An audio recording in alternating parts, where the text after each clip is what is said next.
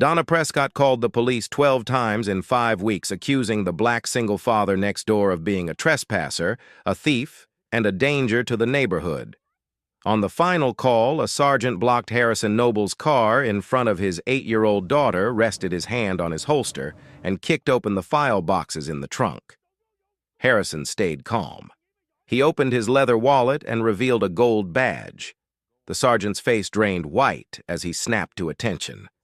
Who exactly had Donna been targeting all along? If you've ever watched someone judged before they even opened their mouth, stay with this one.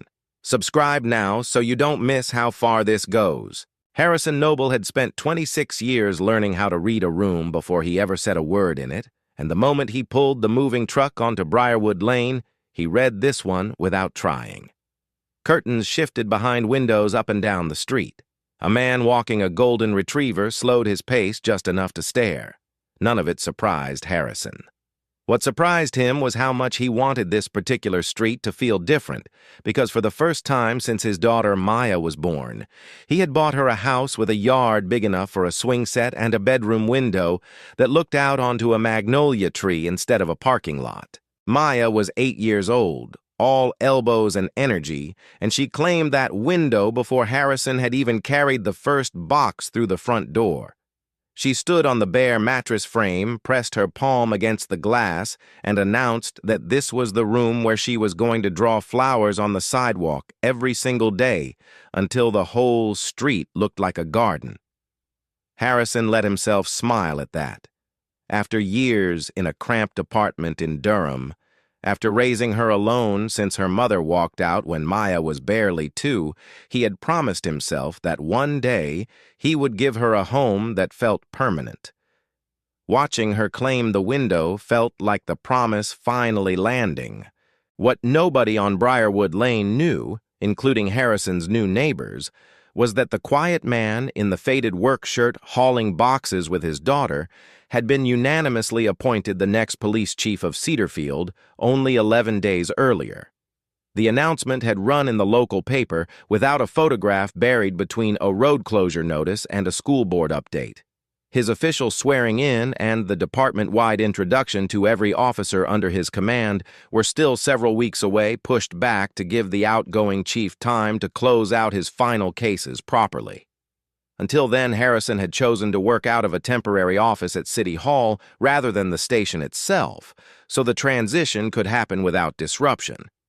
It meant that beyond the council members who had voted him in and a couple of administrative assistants, not a single patrol officer in Cedarfield had ever seen his face. Harrison's plan had been simple move. In quietly, get Maya settled before the school year started, and let the badge stay in his jacket pocket until it was time to put it on for good. He had spent his career watching how power changed the way people behaved in front of him, how officers straightened their posture and softened their language the moment they learned who he was, and he wanted a few ordinary weeks before that shift happened again. He had no idea yet how quickly that plan would collide with the woman living in the house next door. Donna Prescott had chaired the Briarwood Estates Homeowners Association for 9 years, and in that time she had come to think of the neighborhood less as a place she lived and more as a territory she governed. It was if she was honest with herself on the rare occasions she allowed it the last thing in her life she still fully controlled. Her real estate brokerage had been absorbed into a larger firm the year before, taking most of her client list with it. Her only son had settled permanently in New York and called twice a month if she was lucky. Her marriage had cooled into something closer to a shared mailing address than a partnership. The association newsletter, the landscaping standards, the approval committee for exterior paint colors, these were the last levers Donna could still pull and watch something move. So when a black family pulled a moving truck up to the curb of the first house sold on Briarwood Lane in more than 20 years, Donna did not see new neighbors. She saw a threat to the one part of her life still under her command. She was already crossing the lawn before Harrison had set the first box down on the porch. Maya was arranging her stuffed animals along the railing, humming to herself when Donna's shadow fell across the steps. Donna asked, without introduction, what exactly Harrison thought he was doing in another family's house. Harrison straightened up, wiped his palms on his jeans, and explained as evenly as he could that he had purchased the property and that he and his daughter were moving in. Donna's eyes moved from his work shirt to the moving truck to Maya's scattered toys, and something in her expression suggested the explanation had done nothing to change her mind. She kicked a bag of Maya's folded clothes off the top step as she turned away, sending shirts and socks tumbling into the grass, then pulled out her phone and dialed 911 before Harrison could say another word. She told the dispatcher that a man and a child were breaking into a house that belonged to someone else. Within minutes, a patrol car rolled up with its lights spinning, and Officer Kyle Brennan stepped out, already reaching for his notepad. He asked Harrison for identification for proof of purchase and for confirmation that Maya was in fact his daughter, all while the 8-year-old stood frozen on the porch, clutching a stuffed rabbit to her chest. She had never had to watch her father prove he belonged somewhere before, and the confusion on her face was harder for Harrison to absorb than anything Brennan asked him. Brennan worked through the questions, carefully comparing the name on Harrison's driver's license to the name on the deed, asking Maya her own name and age, as if a child could somehow be coached into a false answer under pressure. Harrison answered every question without raising his voice, aware that any flash of frustration from him would read very differently than it would from a white homeowner standing on his own porch. Once the paperwork checked out, Brennan apologized, told them welcome to the neighborhood, and got back in his car. Donna, however, had not moved from the edge of her own lawn. She called out that a piece of paper did not make a man fit for Briarwood Estates, and she reminded Harrison loudly enough for the whole block to hear that she had relationships with the association with the city council and with the police department itself. She said she intended to see him gone before his first month was up. Harrison carried the last box inside without responding. He had faced hostile crowds before, had talked down armed suspects and grieving families in the same week, and he understood instinctively that answering Donna with anger would only give her a story to tell. What he did not yet understand was how far she was willing to take it. 2 days later, the second call came in. Donna reported a suspicious vehicle circling the neighborhood, describing Harrison's Ford Explorer down to the license plate. The truck in reality had been parked in his own driveway with the engine off since the night before. A patrol car checked it out, found nothing, and left without incident. But Harrison noted the timestamp anyway, the way he had trained himself to note details for 26 years. The third call followed 2 afternoons later when Maya turned on music while unpacking her room and danced across the floor in her socks. Donna reported a disturbance.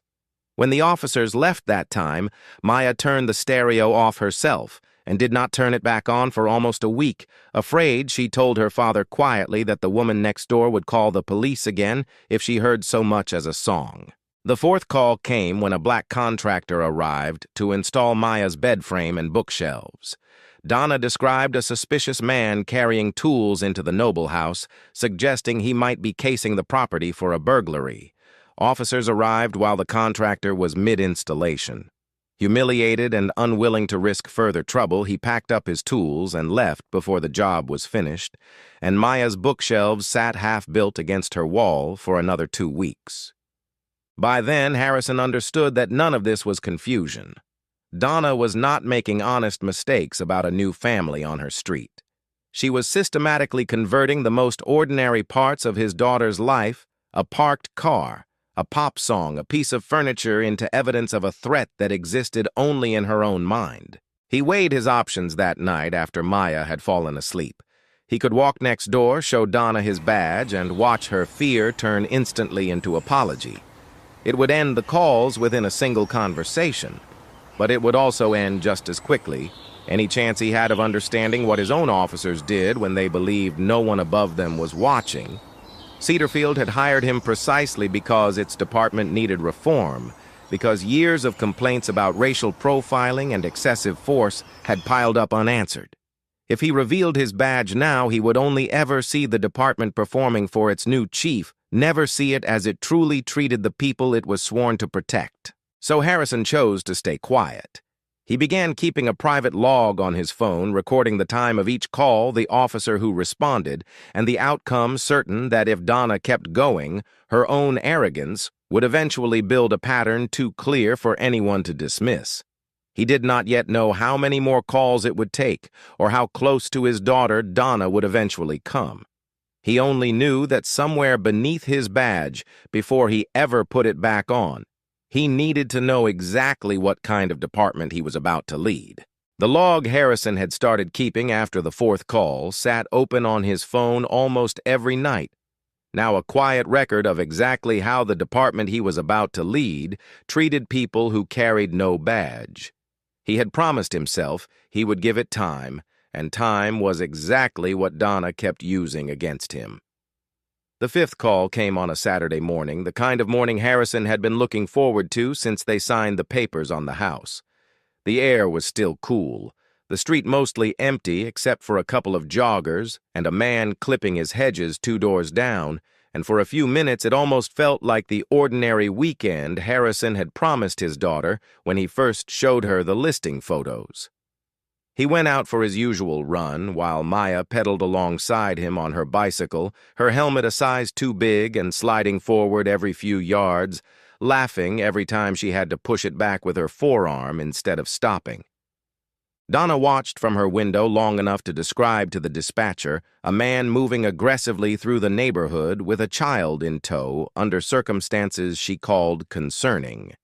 There was nothing aggressive about the pace Harrison was keeping, an easy jog he could have held for miles, but by the time Brennan's patrol car rounded the corner, Maya had already noticed the change in her father's posture, the way his shoulders tightened the instant he heard sirens, even before he saw the lights. Brennan recognized Harrison from the week before and waved off the call within seconds, offering an apologetic half shrug before pulling away. But Maya had already stopped pedaling 1 foot on the curb, watching the patrol car with an expression Harrison did not like seeing on an 8-year-old's face. She asked him once the officer had driven off why the police kept showing up every single time they left the house. Harrison crouched down to her eye level, still catching his breath, and told her that officers were there to keep people safe. The same explanation he had given a dozen families over the years when a call turned out to be nothing. He heard how thin it sounded even as he said it, watching her chew on the strap of her helmet, the way she did when she was working something out in her head, and he understood that his daughter was starting to hear the same thing he heard every time a patrol car turned onto their street. The sixth call came a few days later when Harrison had a meeting scheduled at City Hall and asked his younger sister Olivia to watch Maya for the afternoon. Olivia had done this dozens of times over the years, ever since Maya was a toddler in diapers, and there was nothing about the arrangement that should have drawn a second glance from anyone on the street. She arrived a little after noon, let herself in with the spare key Harrison had given her, and settled onto the couch with Maya to watch cartoons, the two of them sharing a bowl of popcorn, while Maya narrated the plot of every episode as if Olivia had never seen it before. Donna, seeing an unfamiliar black woman enter the house while Harrison's car was gone, called to report a stranger alone with a child while the homeowner was absent. Officers showed up at the door within the hour, asking Olivia for identification and questioning her relationship to Maya as if she might be someone the family had never met, someone who had simply walked in off the street with a key she had no right to hold. Olivia answered every question calmly, though her jaw was tight the entire time, and produced her driver's license along with a photo on her phone of herself holding Maya as a newborn. Nothing came of it. No citation, no further action, but Maya sat through the entire exchange, feeling as though her own living room had turned into an interrogation room, curled into the corner of the couch, with her knees pulled to her chest, while 2 officers stood in the doorway asking her aunt to prove she belonged there. She did not fully relax again until her father walked back through the door that evening, and even then she asked him twice whether Aunt Olivia was allowed to come back, as though the visit itself might have been some kind of infraction rather than an ordinary afternoon between family. Olivia mentioned it lightly to Harrison once Maya had gone up to bed the way people often did when they were trying to keep something from sounding as heavy as it felt, but Harrison heard the strain underneath it. His sister had grown up watching him deal with exactly this kind of scrutiny throughout his career, and it was different. She admitted standing on the receiving end of it in a house that was supposed to belong to her own family. The seventh call landed harder than the first 6 combined. Harrison decided that Maya deserved something normal after weeks of feeling watched, so he invited 2 of her new classmates over for a small backyard dinner, the kind of low-key gathering that happened on porches and patios all over Briarwood Estates every week without a second thought. He grilled burgers on the small charcoal grill he had picked up the weekend they moved in. The kids played a rowdy round of charades on the lawn, shrieking with laughter every time someone guessed wrong. And for the first time since they had moved in, the house was full of laughter instead of tension. Donna reported noise smoke and children running unsupervised, and a patrol car pulled up out front, less than 20 minutes into the meal, its lights sweeping silently across the lawn, where 3 children had just been mid-game. The other parents arrived early to collect their children, polite, but clearly eager to avoid any further involvement with the police, thanking Harrison for having the girls over while already herding them toward the car. Within the week, Maya noticed she was no longer invited to a couple of the playdates she used to look forward to, and no one on either end offered an explanation. Harrison understood well enough on his own that Donna was not simply harassing him anymore. She was quietly cutting his daughter off from the only friendships she had managed to build in a brand new school, one uncomfortable parent at a time. He sat with Maya that night longer than usual, running his thumb along the edge of her comforter, while she asked why some of her friends stopped texting her. He told her the truth in the gentlest way he could, that sometimes grown-ups make choices out of fear that have nothing to do with a child doing anything wrong. Maya nodded slowly the way children do when they understand more than they can put into words, and Harrison lay awake afterward, turning over exactly how much damage one neighbor's phone calls had already caused before anyone in a position to stop it had taken real notice. The 8th call came at night, and it was the one that finally cracked something open in him. Harrison had just tucked Maya into bed and gone out to drag the trash cans to the curb before the Monday morning pickup. It was a little past 9, the kind of ordinary chore he had done 1,000 times in 1,000 different neighborhoods, and Donna reported a suspicious man wandering in front of the houses on the block. This time, the call did not go to Brennan. It went to Sergeant Dale Furman, a heavy-set officer with 2 decades on the force, and a reputation, though Harrison did not yet know it, for trusting his instincts over his training. Furman had built his entire career on the belief that he could read a threat before it declared itself an instinct that had earned him 3 commendations over the years, and quietly, a stack of complaints from residents who had learned the hard way what his instincts tended to look like when the person in front of him was black. Furman's headlights swung across the driveway and pinned Harrison in place before he had even set the second can down. The sergeant stepped out with one hand already resting near his holster and a flashlight aimed directly into Harrison's eyes, close enough that Harrison could hear his own breathing over the idling engine and feel the heat of the beam against his face. Harrison explained evenly, and without sudden movement, that he lived in the house behind him and was only taking out the trash, keeping both hands visible at his sides the way he had trained hundreds of officers to expect from a nervous civilian. Furman did not lower the light. Instead, he said that the department had been getting repeated complaints about this particular address and suggested in a tone that left no room for discussion that Harrison might want to pay closer attention to how he presented himself after dark. There was nothing in the exchange that would show up on any report as misconduct, no raised voice, no explicit threat, only a grown man standing in his own driveway being told to make himself smaller and less visible in his own neighborhood. From her bedroom window, Maya watched the entire exchange unfold in the glow of the patrol car's headlights. She came down the stairs in her socks, stood behind the front door, and asked her father through the crack whether the police were going to take him away. It was the first time she had asked that question out loud, and it was the moment Harrison stopped thinking of this only as a case he was building against Donna, He understood, standing in his own driveway with his daughter's frightened voice behind him, that the problem went far beyond one bitter neighbor. Officers kept believing Donna without verifying a single claim. Calls that had already been proven baseless were never connected into a pattern anyone bothered to examine. A grown man taking out his own trash in front of his own house had just been treated as a threat, and the only reason it had gone no further was luck rather than policy. These officers had no idea who Harrison actually was, which meant every one of these encounters was showing him exactly how they treated people who did not carry a badge. Harrison knew that revealing his identity in that driveway would have ended the confrontation instantly. It would not have ended the pattern. So instead of raising his voice or reaching for his own credentials, he simply nodded, said goodnight, and carried the second trash can to the curb, while Furman watched him the whole way. Once he was back inside with the door locked, he sat at the kitchen table and kept writing down everything, determined now to gather enough evidence that the department itself would have no choice but to change, not just apologize for one bad night.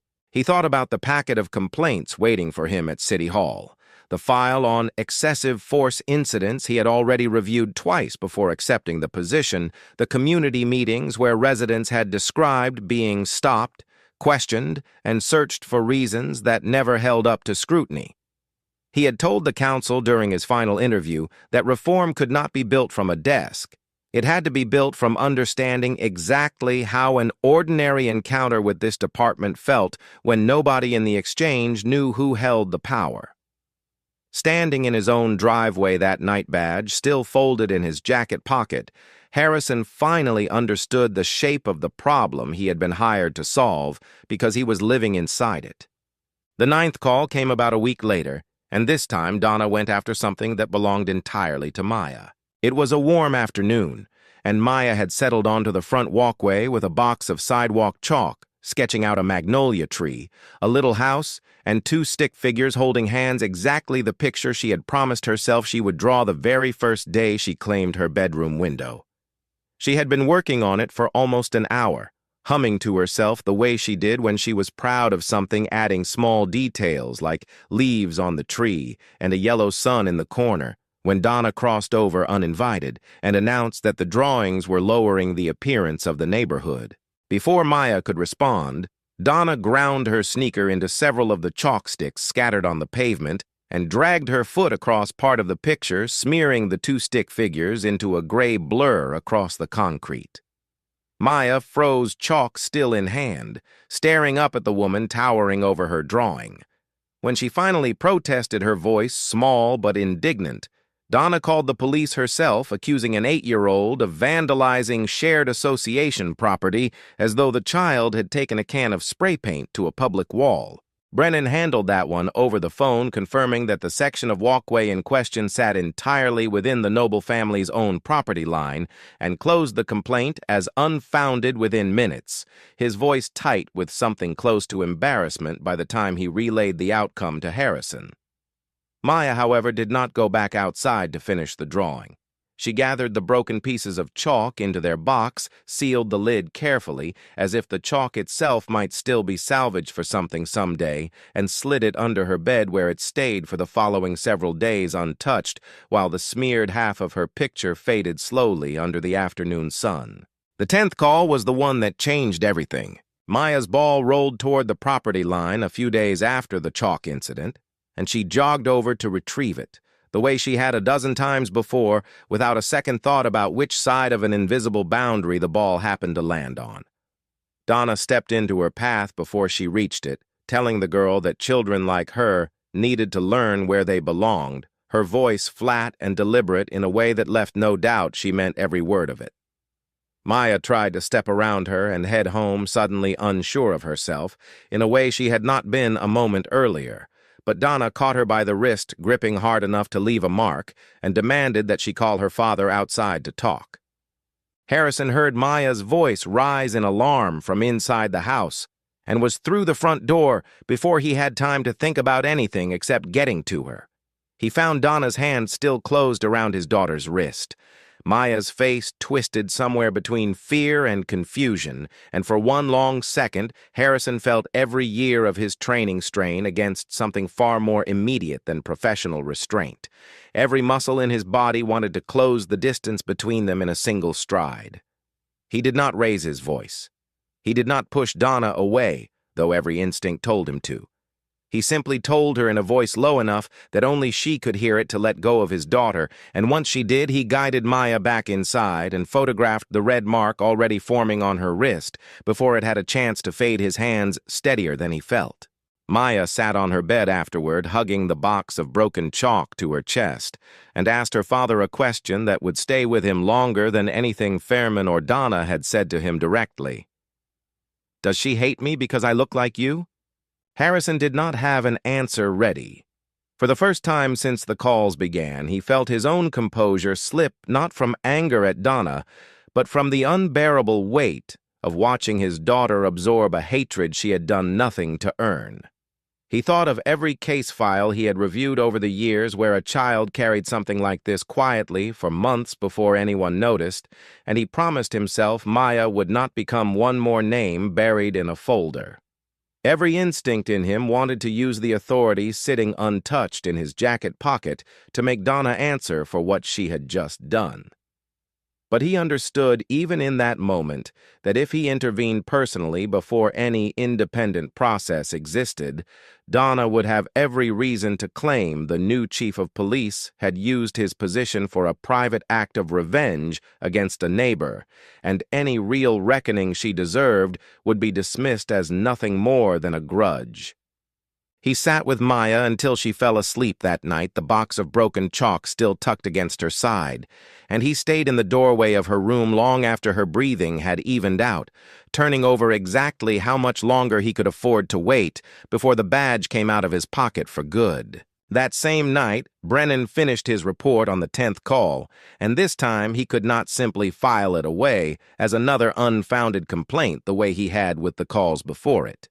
An adult had physically restrained a minor against her will, and there was a photograph to prove it. A detail he knew would matter far more than any of the notes he had scribbled about parked cars or backyard barbecues. He sat at his desk long after his shift technically ended, rereading the wording of his own report 3 times before he was satisfied it captured what he had actually seen at that house. He documented that Donna's complaint itself was baseless, that an 8-year-old child had been grabbed by the wrist hard enough to bruise, that this marked the 10th call against the same family within 4 weeks, and that the matter needed to be forwarded to the Criminal Investigations Division and the District Attorney's Office for review of possible charges related to the physical restraint of a minor. It was the first time in 10 calls that an officer had put the full truth on paper and pushed it somewhere it could not quietly disappear, and some part of him already suspected it would not make him popular with the sergeant who usually decided which complaints were worth taking seriously. The 11th call was not a call at all, but Donna clearly felt the need to escalate anyway. She sat at her kitchen table one evening and wrote a 3-page letter by hand before typing it up properly, addressed jointly to the city council, the mayor's office, and the incoming chief of police, describing Harrison as an unfit father who left his daughter unsupervised and created a dangerous environment for the neighborhood. She wrote about the chalk drawings, the backyard dinner, the contractor's tools weaving 10 unrelated afternoons into a single narrative of parental neglect and lurking danger, each detail chosen because it sounded worse stripped of its context. She demanded that the new chief personally investigate the family and pressed the Homeowners Association to explore every possible avenue for forcing them out of Briarwood Estates, invoking her 9 years as chair, as though the title alone should settle the matter. She signed the letter with her position spelled out in full beneath her name and mailed 3 separate copies to make certain no one could claim it had gone unnoticed, sealing each envelope with the quiet satisfaction of a woman certain she was finally about to win. She had no idea that the chief of police she was begging to intervene on her behalf lived less than 20 feet from her own front door, ate breakfast every morning within sight of her kitchen window, and had already read in his own handwriting every one of the 10 reports she had generated against his family.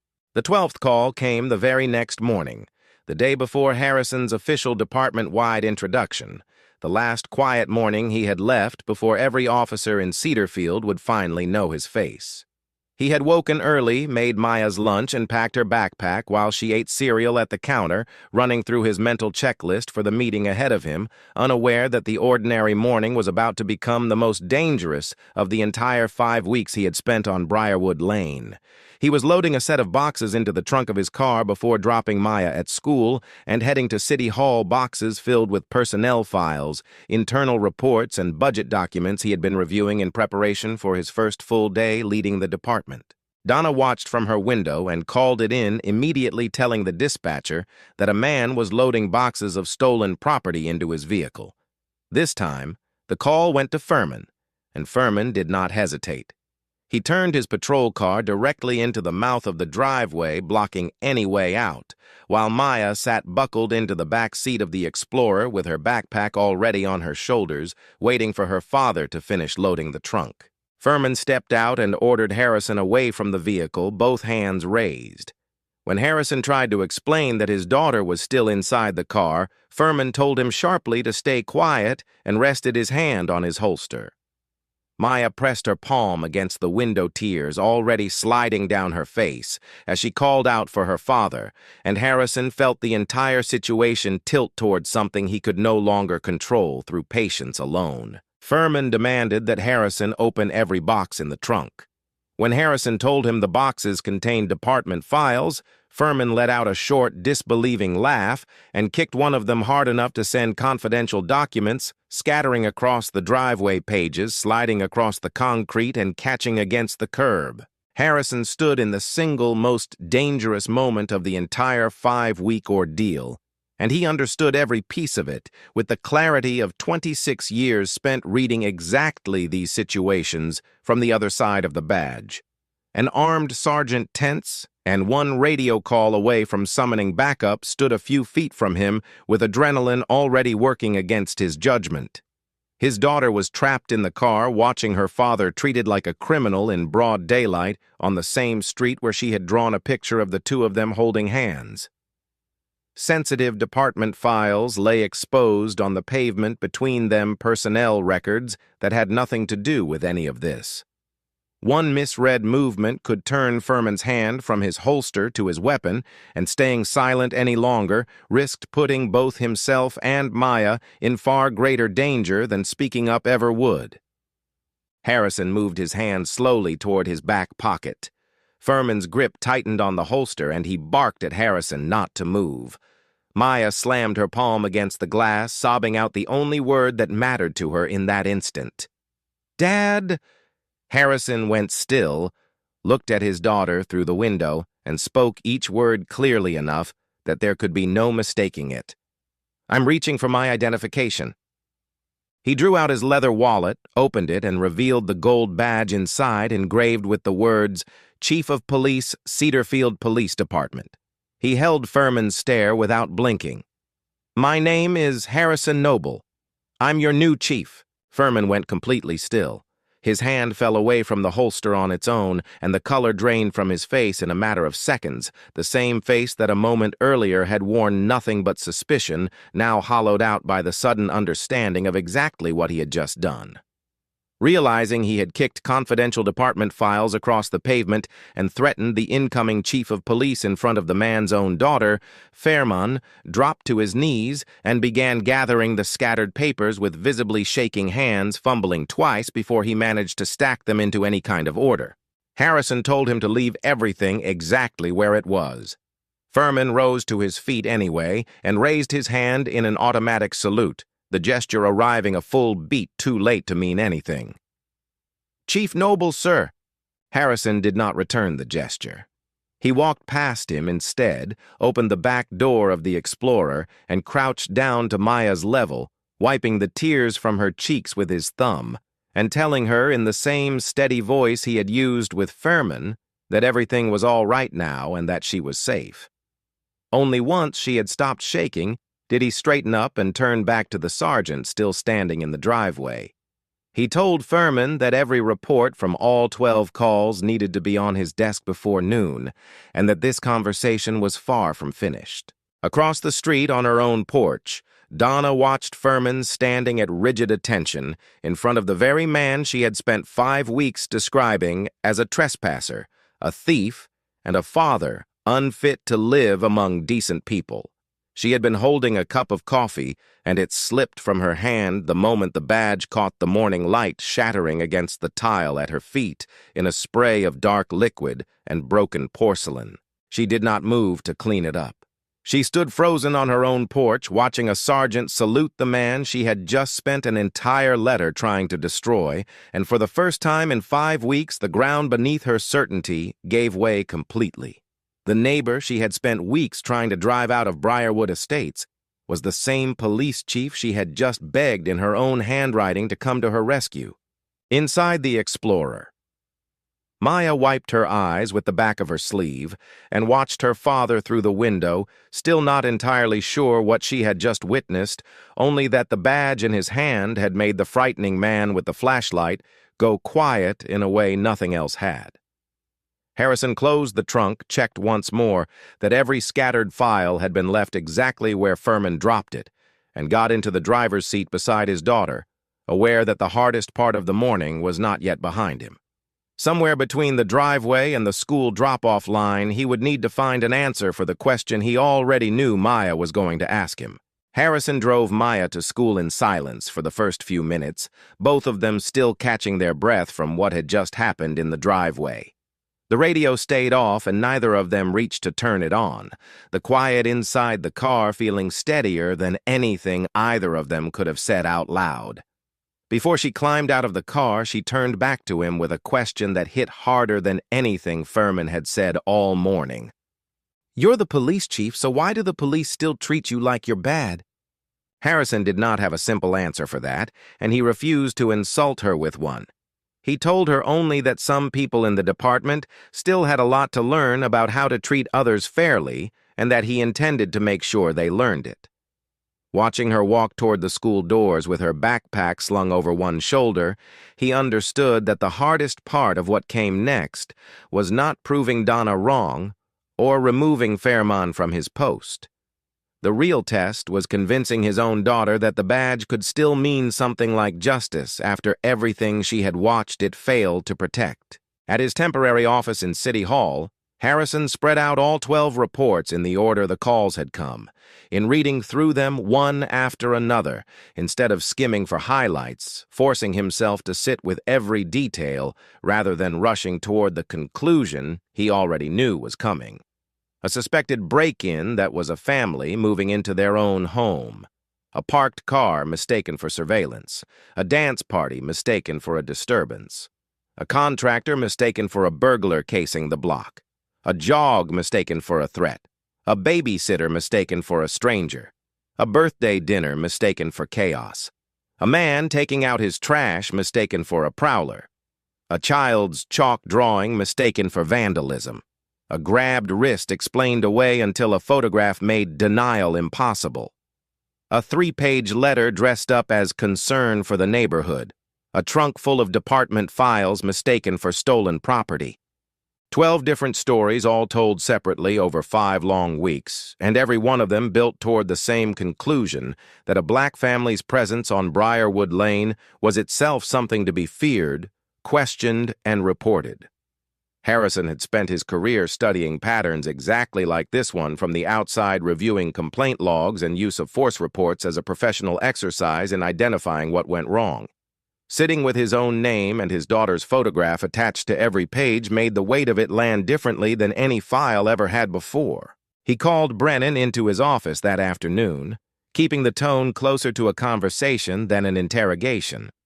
Brennan admitted, without being pushed very hard, that he had suspected Donna's motives as early as the 3rd call, but had said nothing louder than a closed case file because Furman had warned him early on that Donna had connections and that crossing her would only cause trouble for the department.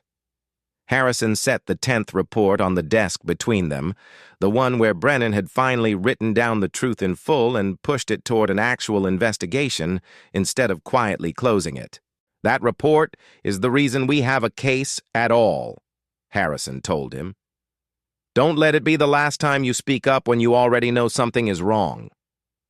He did not excuse Brennan's earlier silence, but he gave him something more useful than a reprimand.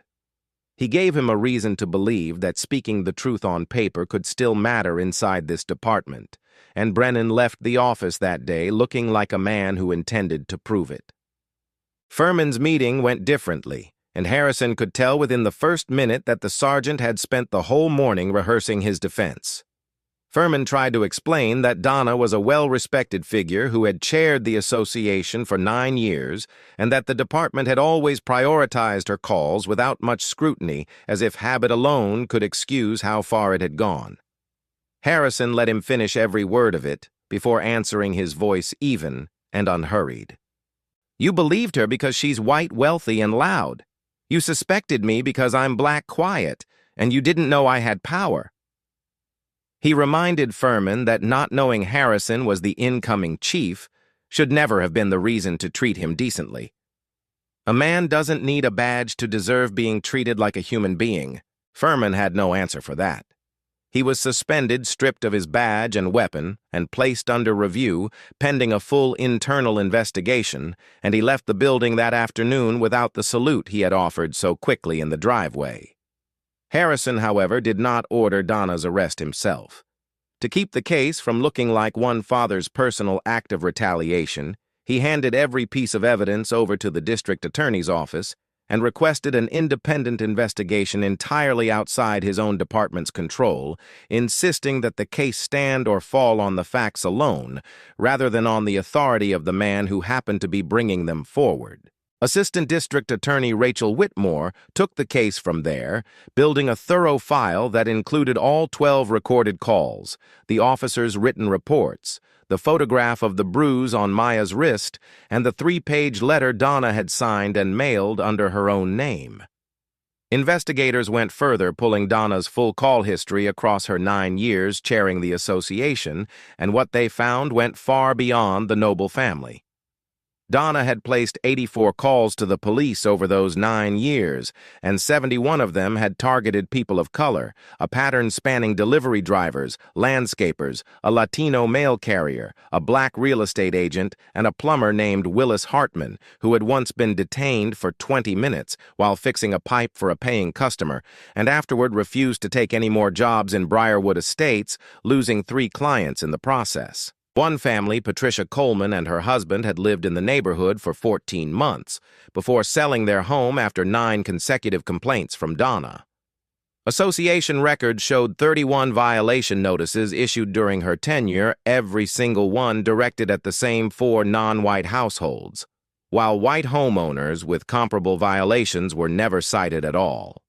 Whitmore laid the pattern out methodically year by year until 9 years of quiet complaints finally read as exactly what they were, a sustained, deliberate campaign rather than a string of unrelated misunderstandings. When journalist Megan Sullivan broke the story, it spread quickly beyond Cedarfield, picked up by national outlets within days, transforming what had started as a quiet dispute between 2 neighbors into a case study cited in newsrooms and city council chambers far outside North Carolina. At a packed community meeting held in the high school gymnasium, Harrison appeared in uniform but did not make himself the center of the evening. He stepped away from the podium early and handed the microphone to the people Donna had spent years targeting, letting Willis, the Colemans, and others describe in their own words what it had cost them to live, work, or simply pass through Briarwood Estates under Donna's watch.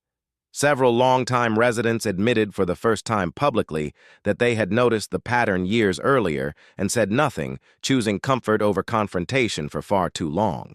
Donna was charged with 12 counts of filing false police reports motivated by racial bias, along with a separate charge tied to her physical restraint of a minor during the 10th call. In court, she offered what looked like remorse, sitting with her hands folded and her head bowed at the defense table, but prosecutors played the recordings back one after another, each call carrying the same flat certainty as she described Harrison as a trespasser, a thief, and a dangerous father. Any sympathy the jury might have extended to her dissolved somewhere around the sixth recording when her own voice made clear this had never been confusion. The jury convicted her on 8 of the 12 counts. Donna received 18 months of probation, a fine of $15,000, 200 hours of community service mandatory enrollment in a bias intervention program, a no-contact order regarding Harrison and Maya, and a restriction keeping her at least 500 feet from their home. She lost her position as association chair, was quietly dropped by most of her longtime friends, and eventually sold her house. Her husband filed for divorce not long after and relocated to Raleigh, taking with him the last piece of a life Donna had spent years trying to hold together through control of a neighborhood that no longer wanted her in it. Furman was terminated once the internal investigation confirmed he had consistently prioritized complaints from white residents of standing while dismissing concerns raised by people of color. Harrison built something out of what the 12 calls had exposed.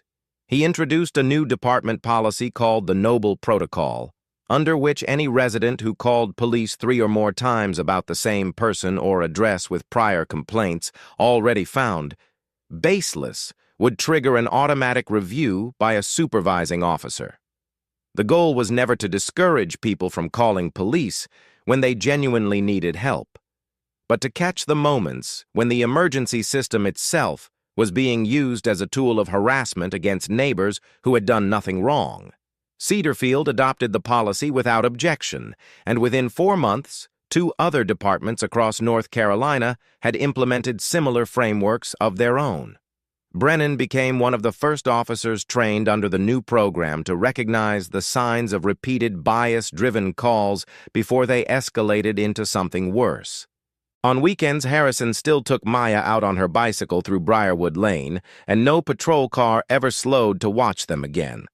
Neighbors who had once looked away now waved first, and a few even stopped to ask Maya about school or her latest drawing, small gestures that would have meant nothing before, but now felt like something being repaired one conversation at a time. One afternoon, she pulled the box of broken chalk out from under her bed, carried it back out to the front walkway, and finished the picture Donna had once smeared into a gray blur: the magnolia tree, the White House, and 2 figures holding hands. This time, Harrison did not stand guard over her or scan the street with a wary eye. He simply sat on the front steps and let her finish it in her own time, the late afternoon sun catching the colors as she worked. Donna's house sat empty for 3 months before a young family bought it. On the day they moved in, Harrison and Maya walked over with a loaf of banana bread and a fresh box of sidewalk chalk for the family's youngest child, a small gesture Maya had insisted on herself, certain that every new family on the street deserved a warmer welcome than the one she and her father had received. No one watched from behind a curtain. No one questioned how they had come to own their home. And no one called the police. Harrison did not deserve respect because he carried the title of chief. He deserved it because he was a father caring for his daughter inside the walls of his own home, the same way any parent on that street deserved to be trusted without having to prove it 12 times over, without a badge, without a title, and without needing to explain himself in his own driveway. Power can help a person protect himself, but real justice only exists when the same system also protects the people who hold no title, no wealth, and no badge at all. If this story moved you, the truest way to honor it is simple. Treat the next stranger you meet the way you'd want your own family treated, badge or no badge. If you believe stories like Harrison's deserve to be told, subscribe to this channel and share it with someone who needs the reminder that dignity should never depend on what someone else assumes about you.